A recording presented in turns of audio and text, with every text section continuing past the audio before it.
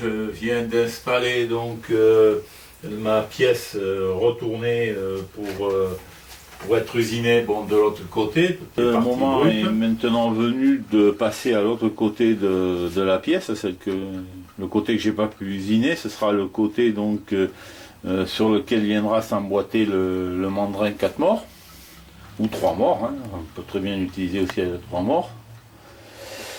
Et voilà, j'ai passé donc du temps pour pouvoir le centrer correctement. Je me suis aidé de la partie que j'avais usinée pour centrer, c'est bien plus commode.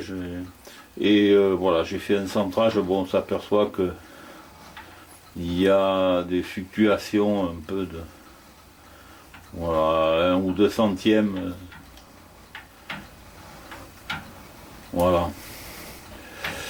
Je le tiens pour correct parce que je ne vais pas m'embêter davantage. C'est sur le gros diamètre, donc on peut penser que sur le petit ce sera encore moins, la tolérance sera encore plus fine. Voilà, donc c'est centré, on va dire. Et maintenant je vais réduire toute la partie brute là, ici mettre ça aussi à la cote 125 de diamètre. Et ensuite ici j'ai également un épaulement à faire sur à peu près 4 mm de profondeur où va venir s'emboîter le mandrin. 4 mm sur 95 de diamètre. Enfin on va voir tout ça en le faisant.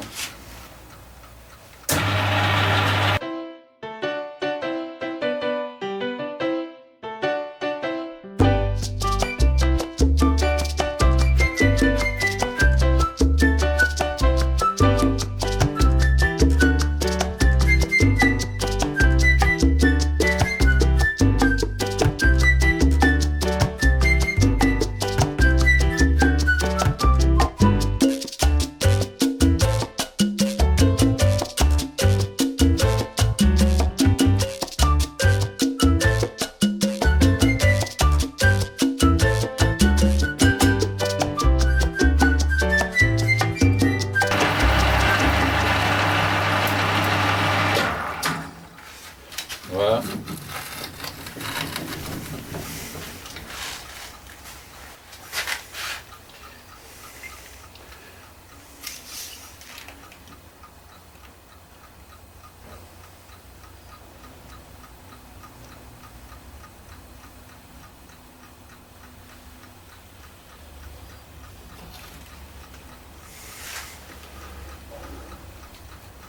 Alors 125,04.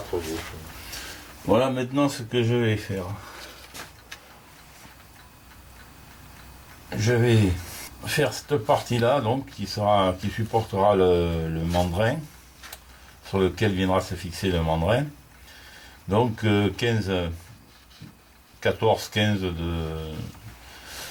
de large quoi, hein, sur 14-15 mm, plus ici 5 mm dans lequel viendra s'emboîter le mandrin. Ici il y a un épaulement, donc je vais faire ça à 5 mm, je l'ajusterai ensuite pour plus de précision. Et également ici le diamètre 94. Là aussi je procéderai à des essais. Donc ici in fine il faut que je réduise cette épaisseur là. Alors ça va être de 15 plus 5, 20. Je suis à 27 et demi. Il va falloir donc que j'enlève 7 mm et demi.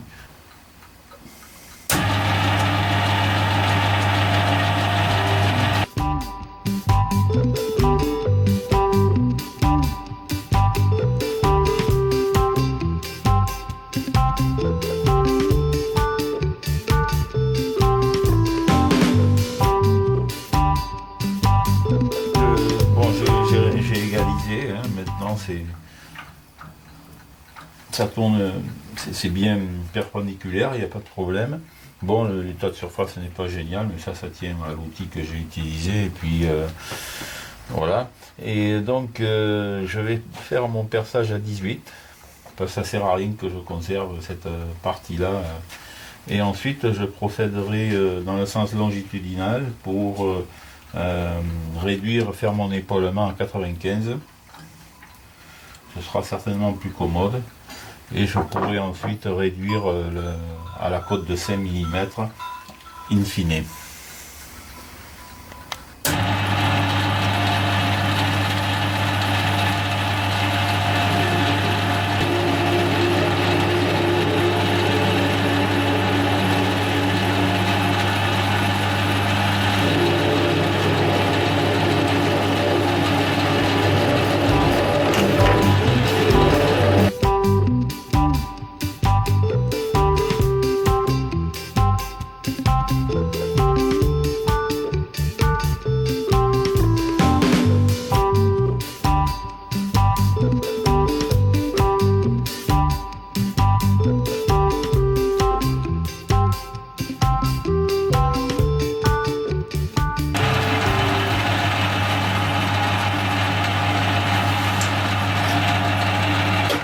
Voilà, c'est bon.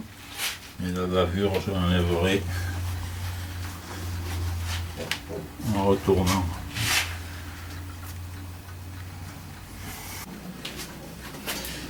Voilà, je vais faire un repère ici à 15 mm du bord arrière de mon plateau. Et c'est sur toute cette côte-là qu'il faudra que je maintienne, que je garde donc à 125. Le reste, je vais le réduire à 95 mm de diamètre. Et ensuite, je réduirai l'épaulement que j'aurai fait pour qu'il fasse 5 mm. Je l'ajusterai à la demande par rapport au mandrin que je présenterai.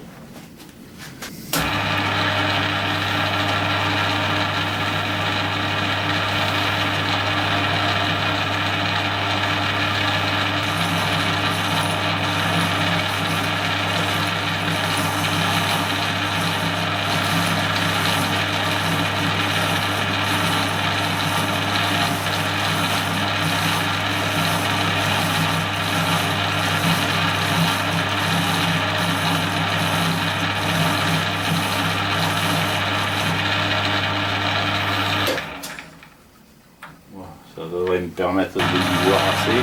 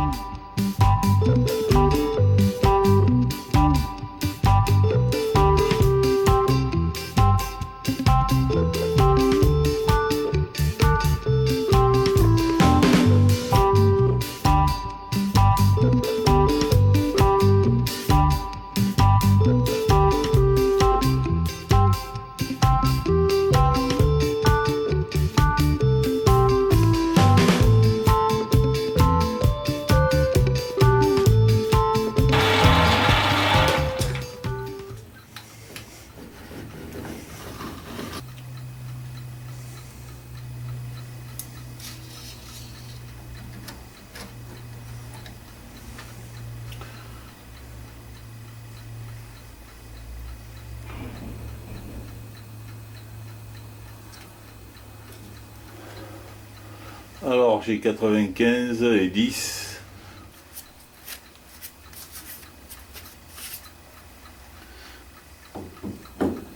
Ouais, il n'en faut pas beaucoup pour que ça rentre maintenant là. Donc, je vais enlever 3 dixièmes et ça sera suffisant.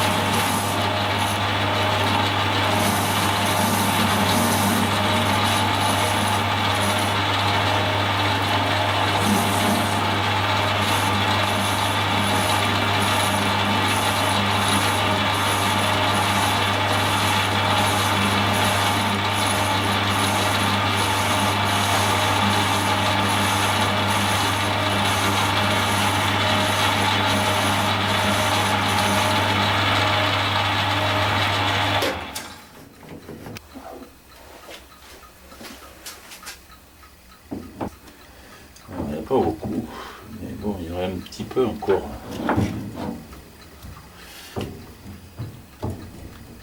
Pas de beaucoup, ouais.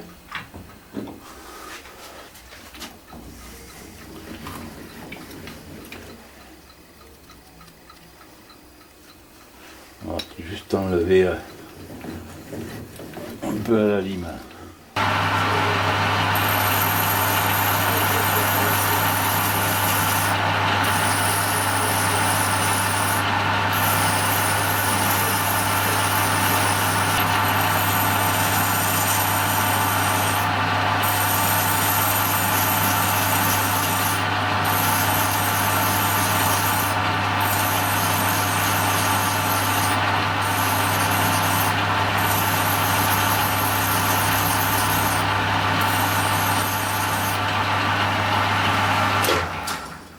De toute façon, il faut que je réduise ça après à 5 mm. Alors, ah.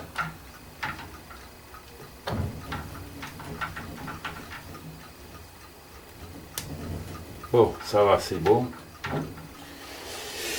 Pour l'instant, je le laisse là comme ça. Alors maintenant, il faut que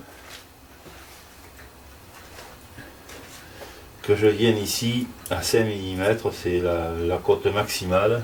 Il faut que le mandrin vienne emporter là-dessus. Donc là, il va falloir que déjà j'affine ma surface.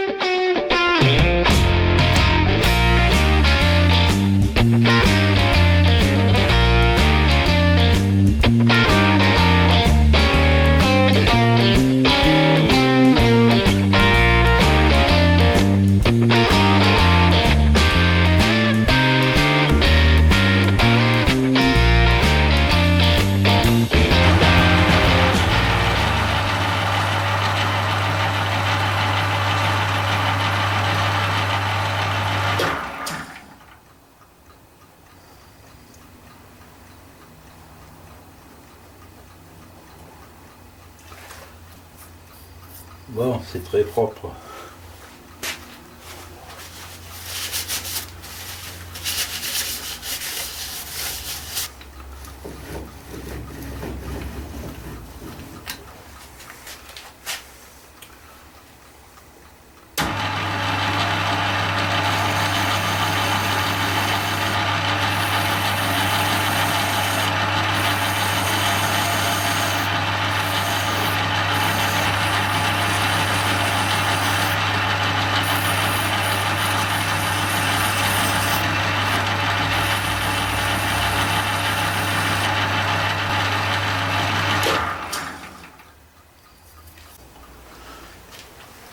Alors, on va présenter. Voilà. Le mandrin s'emboîte bien. C'est parfait.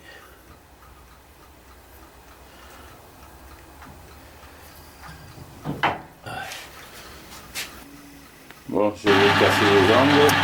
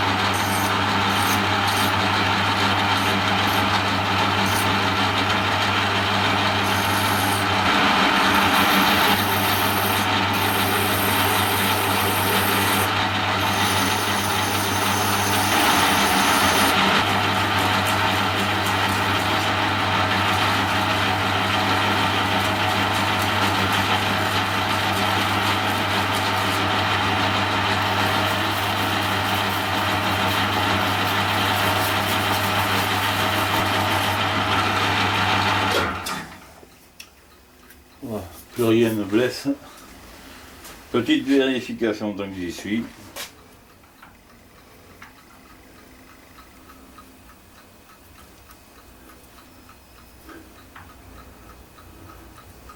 Bon, ça bronche pas beaucoup, hein, on est au centième. Hein.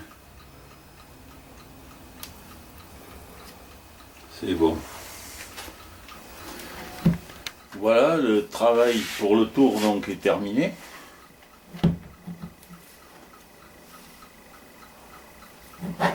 Bon, ça se présente pas mal. Et maintenant, il me reste à faire les perçages. Alors, pour les perçages, on a ici 3 trous, ils sont tous au même diamètre. Les 3 trous ici et 3 ici. Il y a 6 perçages à faire. Il n'y aura bien sûr pas, donc, comme je l'avais dit en début de vidéo, il n'y aura pas de taraudage. Alors voilà, j'ai ces 3 trous là à percer, des trous de 8, qui vont me servir à fixer donc le faux plateau sur le plateau diviseur. Je vais d'abord percer cela en premier. Ils sont répartis sur la circonférence, donc à 120 degrés chacun. Donc les 3 trous, ça fait 360 degrés. J'aurais pu effectivement faire un tracé tout simplement. J'ai tracé déjà l'axe des trous, la circonférence sur laquelle ils vont se trouver, ces trous-là, donc ces 3-là. Mais bon, puisque j'ai le plateau diviseur, ça va aller très bien pour faire justement les 120 degrés nécessaires. Voilà, j'ai donc fixé d'une manière un peu orthodoxe le plateau pour pas qu'il bouge. Sur le plateau diviseur, ma pièce ne bouge pas, mais elle n'est pas fixée de façon très solide. De toute façon, ce que je vais faire, c'est uniquement des repères. Et ensuite, il faudra que je me positionne différemment sur la table de fraisage pour pouvoir percer de part en part, évidemment. Bon, j'ai quand même centré, je dirais, correctement ma pièce sur le plateau diviseur, puisque avec le comparateur, j'ai mesuré, il y a maximum 2 centièmes de faux rond. Ça, donc, c'est bon, il n'y aura pas de problème pour ensuite centrer correctement mes pièces. Je vais vous montrer les repères que j'ai sur le plateau diviseur. Sur mon plateau diviseur, ici le repère, 0 degré. Je vais percer un trou d'abord à 0 degré. Puis ensuite, je vais en percer, je vais tourner donc avec la manivelle. Après, je tournerai, je me poserai, je ferai un second trou à 120 degrés et le troisième à 240. Ainsi, j'aurai les écarts de 120 degrés nécessaires.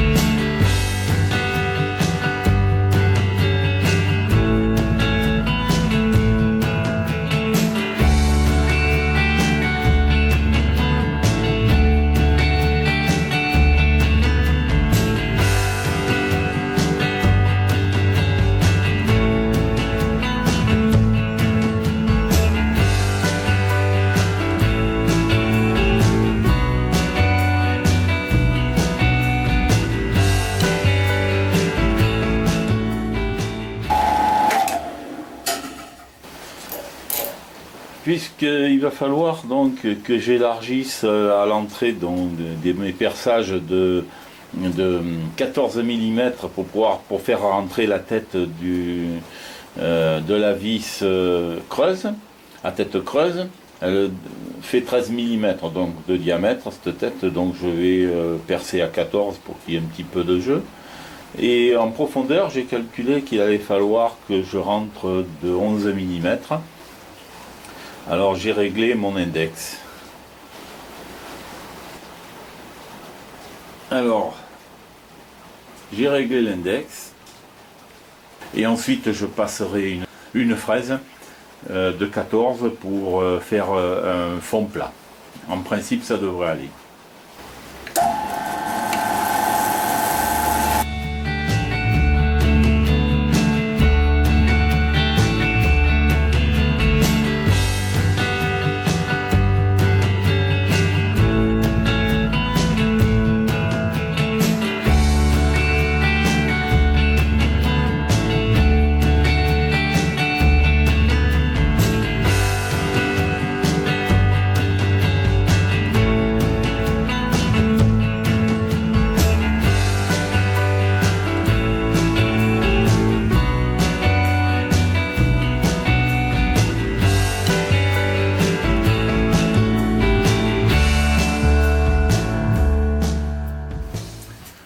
j'ai terminé le troisième perçage, enfin le troisième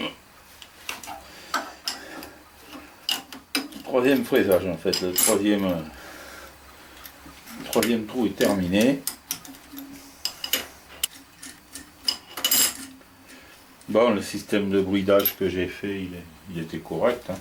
Là j'ai enlevé les cales que j'avais mis dessous puisque j'étais pas débouchant sur cette partie là. Il s'agissait simplement d'élargir.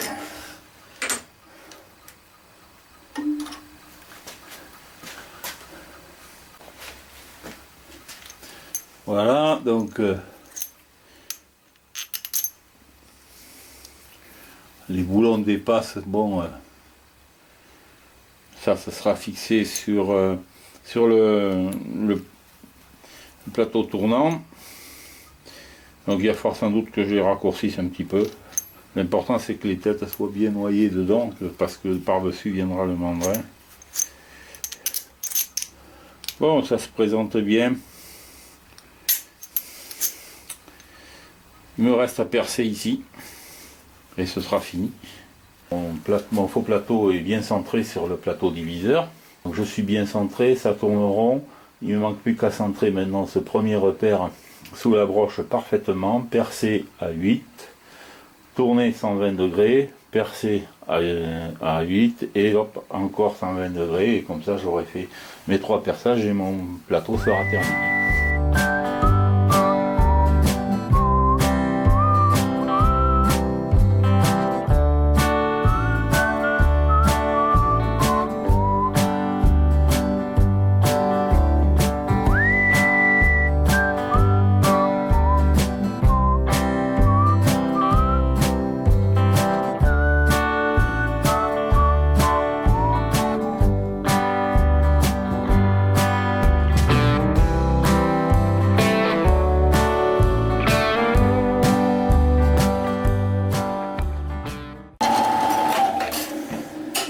Voilà le dernier trou. Voilà, le faux plateau est donc terminé. On peut le voir donc en place sur le plateau tournant. Il s'est bien fixé, hein. Voilà, il va pouvoir faire correctement son travail. On peut voir que la hauteur telle qu'il est utilisé là, la hauteur sous la colonne de fraisage, elle n'est pas immense, hein. Bon, la tête n'est pas montée à son maximum. Je peux encore gagner à peu près une dizaine, je pense au moins une dizaine de centimètres. Mais dans cette configuration, les pièces que je prendrai dans le mandrin 4 morts, où là c'est le 3 morts puisque le 4 morts est actuellement sur le tour. Mais les pièces que je prendrai là-dedans, elles vont, je pense pas excéder les 5-6 cm de hauteur. Donc ça ne me gênera pas. Il faut savoir que je peux également utiliser le plateau, le plateau tournant là, je peux l'utiliser également en position horizontale, ce qui effectivement sera plus approprié pour des pièces de plus grande longueur, et je pourrais dans ce cas utiliser la contrepointe, un montage en contrepointe avec un toc pour pouvoir usiner une pièce beaucoup plus longue. Donc je ne serai pas gêné. Il faudra quand même noter que on peut voir là un déséquilibre, donc évidemment qu'il va falloir le brider sur la table, ça c'est inévitable, mais les dispositifs de bridage se trouvent sur l'avant ici, et c'est pas l'idéal pour contrer ce problème. Alors il faudra que je fabrique une pièce de bridage qui va venir se fixer à l'arrière. Ce ne sera pas une grosse difficulté à faire, ça sera l'objet d'ailleurs d'un prochain travail. Alors pour anticiper sur des questions qui vont m'être posées, pourquoi j'ai fait si haut? Ben, tout simplement c'est que la clé est déjà petite, hein, c'est une clé qui est fournie avec le tour, je pense, de celle-là, pour serrer les mandrins. Et on peut voir qu'ici également, il n'y aura pas beaucoup de place, hein.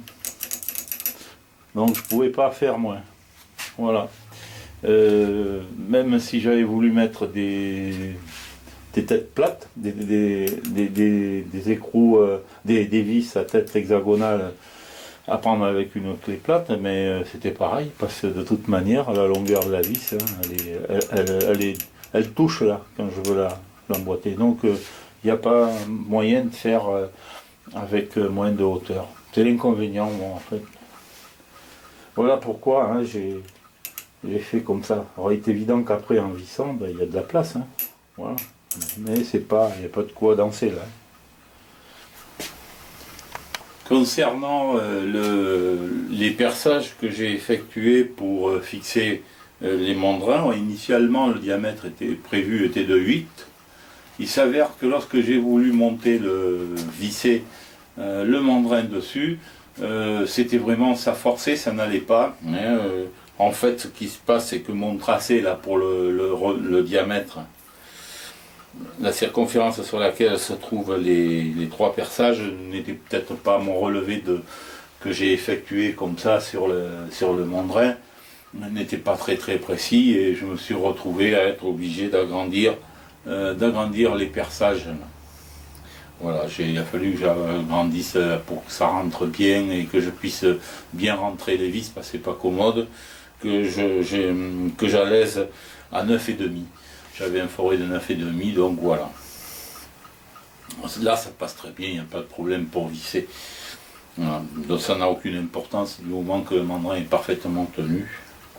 Il s'emboîte bien là-dedans et il tient même sans les vis, de façon précaire, mais il tient. Voilà, donc le plateau est terminé. Il va falloir quand même que je lui donne un petit coup de cosmétique, hein, que j'enlève quelques bavures et que je le polisse un peu peut-être. Bon, enfin, ça n'a pas grande importance, ça sera uniquement esthétique. Ça a été une pièce agréable à faire. Voilà, mon faux plateau est maintenant terminé. Il est fonctionnel et je pense que je vais l'utiliser assez rapidement.